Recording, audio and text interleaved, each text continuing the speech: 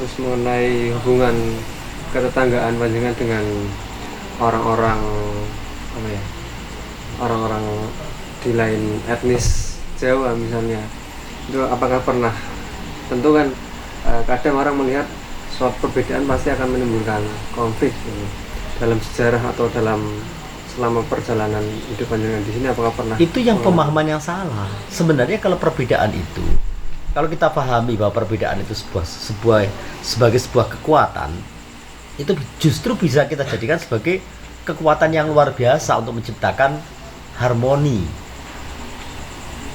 Kalau perbedaan itu tidak kita pahami sebagai sebuah kekuatan, sebagai sebuah keniscayaan kehidupan bermasyarakat, berinteraksi sosial, itu justru menjadi pemicu keterpecah belahan. Jadi sekali lagi bahwa perbedaan itu harus kita pahami sebagai satu keniscayaan bahwa manusia itu diciptakan berbeda-beda. Ketika kita memahami perbedaan seperti itu, perbedaan justru menjadi penguat. Kita memahami Anda laki-laki, saya perempuan. Karena Anda laki-laki, saya perempuan, saya laki-laki, Anda perempuan, kita sepakat dong kita berbeda. Kita bersatu dalam keberbedaan. Kita sepakat dalam keberbedaan. Nah, itu kan sebuah kekuatan. Indonesia itu dibangun dari berbagai keberbedaan. Coba berapa suku bangsa di Indonesia itu? Berapa agama yang ada di Indonesia? Berapa etnis yang ada di Indonesia? Etnis besar dunia maksudnya. Itu terdiri dari berbagai macam itu. Selama ini bisa kita bangun melalui kebinekaan kita. Dan itu menjadi sebuah kekuatan. Ini khas Indonesia yang tidak dimiliki oleh negara manapun di dunia ini. Ketika orang bicara tentang manusia itu negara kecil. Mereka memang ada kebinekaan, tapi kan kecil. Iran nggak ada kebinekaan, sama-sama Syiah semua kok. Saudi besar loh, Saudi itu sama-sama Wahabi semua kok. Orang Islam kabeh kok. Di sini kan tidak. Agamanya macam-macam. Suku-suku Indonesia macam-macam, etnisnya bermacam-macam. Makanya memimpin Indonesia itu, saya pikir ketika orang bisa memimpin Indonesia, sukses menjadi presiden di Indonesia, dia memimpin dunia itu bisa, maksudnya. Bisa. Mau Indonesia kok ngene, wah dunia ini kono gampang ya karuan. Memimpin Amerika mudah, memimpin mana mudah. Sudahlah. Ora gampang memimpin Indonesia itu. Di sini wong protes tok, di sini wong ngene tok, tapi mudah dikendalikan mereka. Karena tadi itu kita punya Pancasila, kita punya pembukaan UUD 45, kebinekaan itu landasan kita.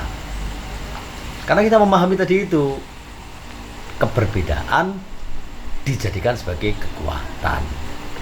Semen, pasir, bata merah, batu pondasi, ketika itu dirangkai dalam sebuah kekuatan, bisa menjadi sebuah bangunan yang indah, yang bagus, yang kuat. Tapi kalau tidak ditata dengan baik, keberbedaan tadi itu ya cerai-berai, batu di sana, pasirnya di situ, semennya di sini, besinya di sini, nggak jadi sebuah kekuatan. Campurannya kurang pas juga nggak bisa kekuatan. Atau boros, di sini semen kabeh ora ana pasire, ya lucu kabeh kan, boros ya karuan. Menteng-menteng ya berakan orang Jawa nyebut ya. Tukangnya. Jadi itu yang harus dipahami, ya. Menurut saya ya, sekali lagi menurut saya. Terus Lasem kan bisa dibilang apa ya, mungkin simbol itu tadi kerukunan, karena di daerah lain pun masih ada orang-orang yang ya bisa dibilang intoleran gitu, terhadap etnis lain.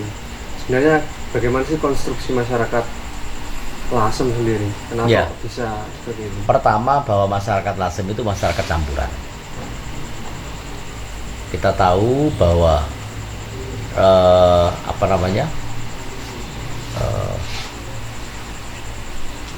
heterogenitas atau masyarakat yang campur aduk itu justru menumbuhkan toleransi yang tinggi.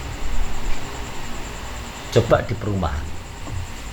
Perumahan itu terdiri dari berbagai manusia yang dari daerah-daerah datang di perumahan situ. Akhirnya saling menjaga mereka antara satu dengan yang lain, menjaga hati, menjaga rasa, menjaga apa? Toleran. Masyarakat yang homogen itu kecenderungannya nggak begitu toleran. Ono apa beroto bareng-bareng rebut ngono. Itu masyarakat yang homogen. Tapi kalau masyarakat yang heterogen, pluralitas itu menumbuhkan rasa toleransi yang tinggi. Nah, di Lasem itu heterogenitas masyarakat Lasem atau pluralitas masyarakat Lasem tercipta sejak masuknya mereka-mereka yang bukan orang Jawa datang ke sini. Taruhlah dari negeri Tiongkok, dimulai dari kedatangan Laksamana Cheng Ho dengan nakodanya Binangun. Jadilah nama desanya Binangun karena pendaratan kapalnya di situ.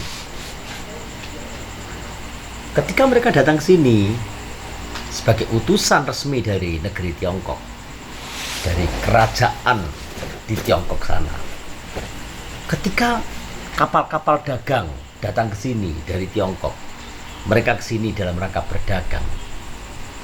Ketika orang-orang Arab datang ke sini dalam rangka berdagang, atau misi dari kerajaan-kerajaan di semenanjung Arab sana, apakah Anda akan meyakini bahwa mereka semuanya itu perempuan laki, semuanya datang suami istri? Tidak kan? Utusan-utusan itu kebanyakan laki-laki. Maka ketika mereka mendarat di sini, sudah barang tentu terjadi asimilasi dengan masyarakat Jawa. Lawang bertahun-tahun di sini kok, berbulan-bulan di sini kok.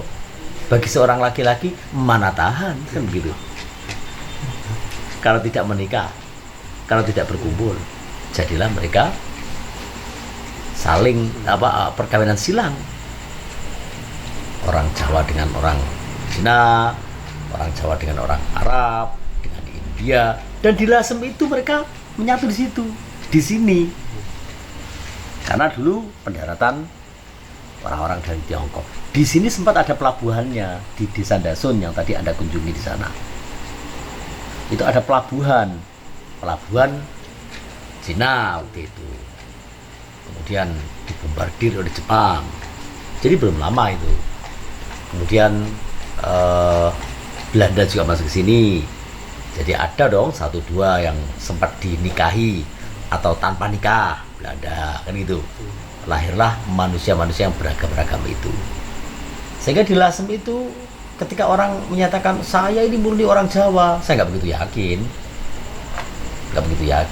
Saya ini murni Cina, nggak ada juga. Mereka orang Lasem Anda cari yang mengaku sebagai Tionghoa, yang rumahnya tertutup itu, yang rumahnya besar-besar, yang matanya sipit-sipit, mengaku dirinya Tionghoa. Dia menyatakan Tionghoa karena bapaknya, mbahnya, yang laki-laki semuanya itu Tionghoa. Tapi hakikatnya ibunya Mbah Wedoke. Semuanya mereka orang Jawa. Bagi saya mereka bukan Tionghoa, mereka orang Jawa. Mereka berKTP Indonesia, mereka lahir di Indonesia, maka mereka adalah orang Indonesia. Anda melihat saya, wah Zaim itu orang Jawa. Siapa bilang? Secara genetik, secara biologis, saya ini, bapak saya, mbah buyut saya, mana kau Habib Rizik yo, tonggo atau konco atau dulur, mengarap sampai Hadramaut sana. Tapi darah Jawa saya banyak, dari ibu, dari mbah, dari apa. Bahkan di antara mbah saya, mbah yang ke-6 saya, bapak, mbah buyut, canggah, wareng, udek-udek. Nah, udek-udek saya itu istrinya Tionghoa. Mbah Muzaid. Itu Tionghoa. Berarti saya ada darah Tionghoa. Saya disebut apa? Orang Jawa. Saya bisa mengaku bisa menghindar saya orang Arab.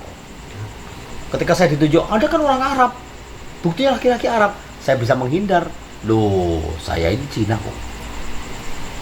Ketika ada yang menuju saya, Anda kan Cina, Mbah Anda kan marganya UI.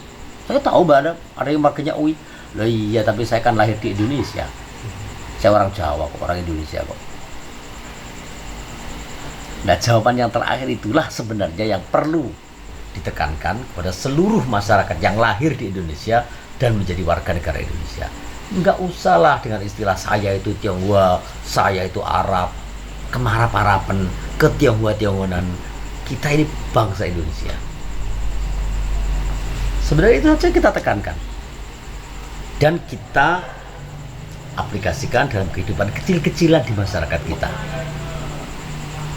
Jangan anggap bahwa kehidupan kecil di masyarakat kita yang kita contohkan di masyarakat yang terkecil ini tidak menyebar kemana-mana.